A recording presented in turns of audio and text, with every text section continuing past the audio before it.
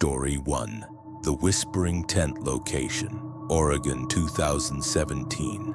In the summer of 2017, three college friends, Derek, Mia, and Jason, decided to go camping deep in the Willamette National Forest, Oregon. They were all experienced hikers, having spent years exploring national parks and remote areas.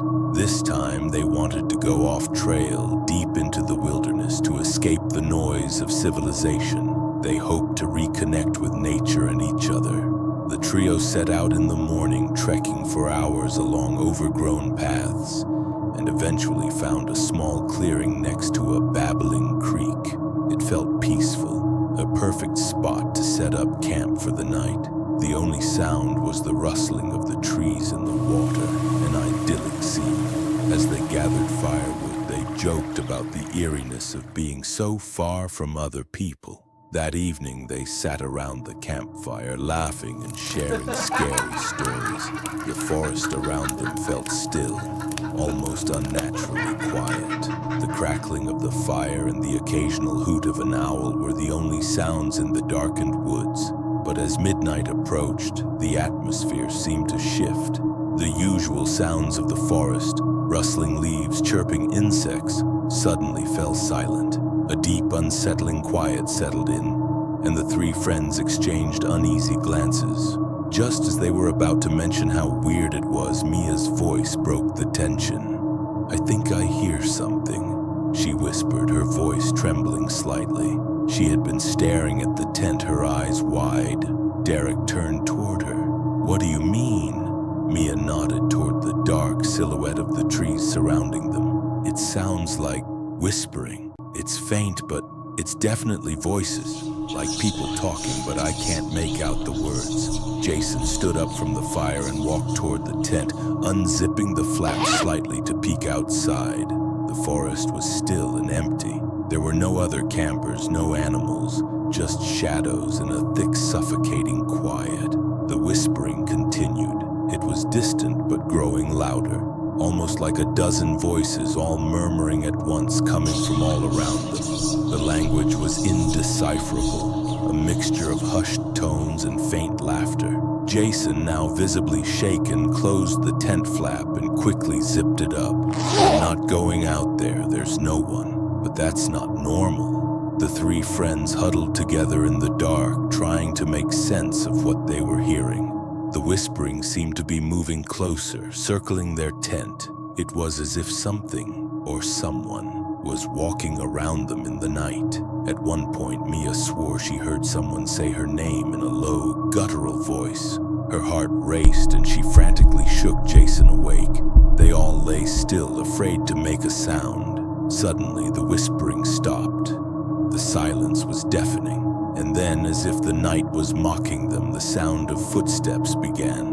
They were slow and deliberate, crunching softly on the forest floor, moving closer to the tent. The friends lay in terror, unable to move or speak. It felt as if something was just outside, waiting, listening. After what felt like an eternity, Derek, unable to take it anymore, unzipped the flap of the tent and shined a flashlight into the darkness. There was nothing there, nothing but the cold, empty forest. The friends did not sleep the rest of the night, and by morning they packed up their gear and left in a hurry. They could still hear faint whispers on the wind as they hiked out. Weeks later, Derek posted about their experience on Reddit, and another camper responded, "You probably camped in a part of the forest known for spirits that mimic voices to lure people into the woods. It's been avoided for generations by the indigenous tribes in the area. They say that if you stay too long, you'll end up lost and never be seen again." The trio never spoke of the incident again, but the memory of the whispering voices followed them for years. Story 2. The Man with No Eyes Location, Pisgah National Forest, North Carolina, 2009. Lucas was an experienced outdoorsman. In 2009, he decided to go on a solo camping trip deep into the Pisgah National Forest in North Carolina. He'd been camping for years, had hiked all over the Appalachian Mountains and was familiar with the isolation of the dense forests. This trip was supposed to be a peaceful getaway, a chance to reconnect with nature and clear his mind.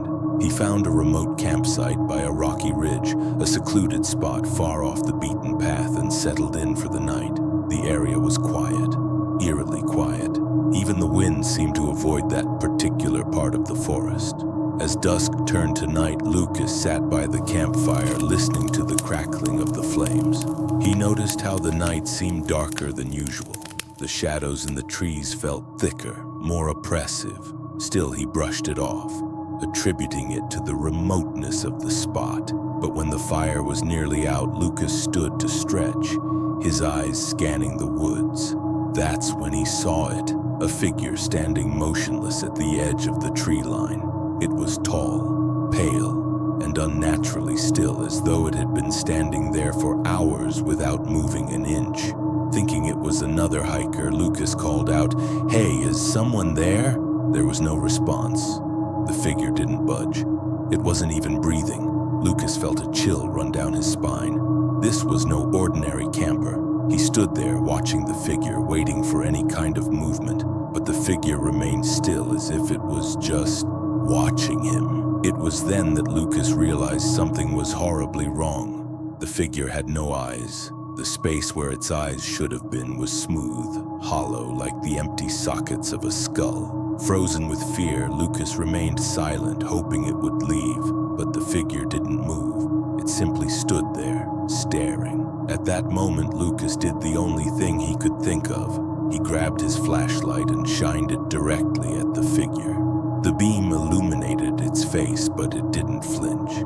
The light revealed deep, hollowed-out pits where the eyes should have been, like empty voids. Suddenly, the figure turned and began to slowly walk into the woods, its movements eerily deliberate. The darkness swallowed it whole. Lucas didn't sleep that night.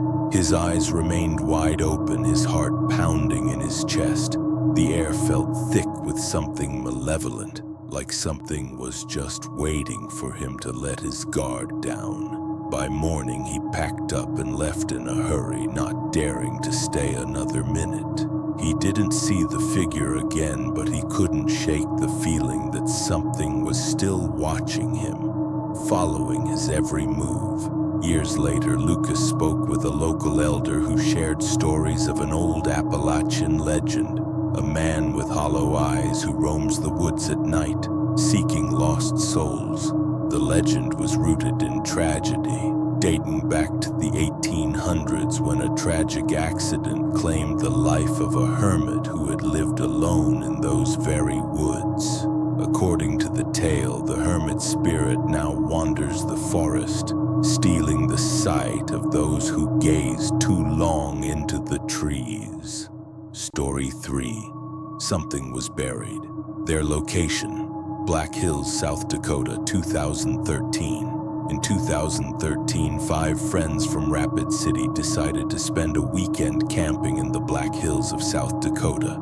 The area was known for its rugged terrain, dense forests, and incredible wildlife, but it was also steeped in dark history. Tales of the strange and eerie had long circulated among locals. The group set out on a Saturday morning looking for an off-grid camping experience, away from the crowds. After several hours of hiking, they discovered a small, hidden clearing nestled between towering pines. It was the perfect place to set up camp, far from the nearest trail. As night fell, the friends gathered around the campfire, roasting marshmallows and telling stories.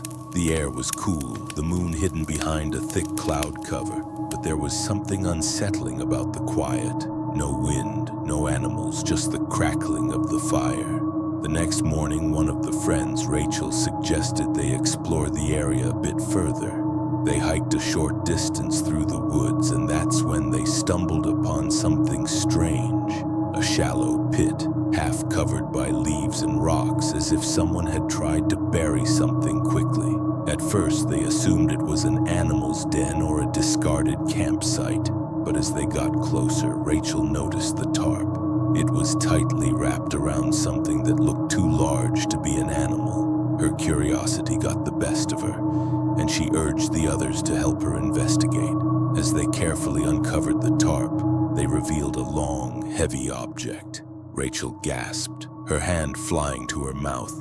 What lay beneath the fabric was not an animal carcass, but a large, rectangular bundle. The tarp was worn, and the smell of decay wafted from it. Jason, one of the more skeptical members of the group, suggested they pull it back to see what was inside.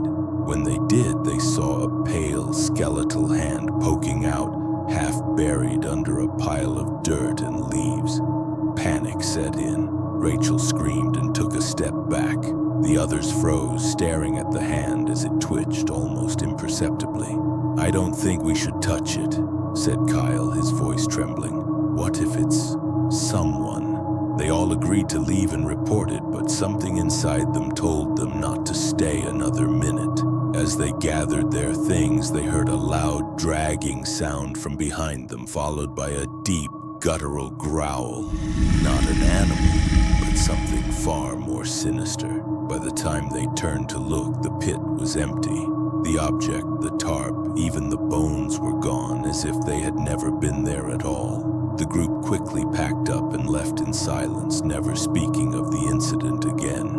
But in the years that followed, Rachel developed nightmares, dreams where she would be dragged into the forest by unseen hands, and the pale skeletal figure would stand over her, watching with hollow, empty eyes.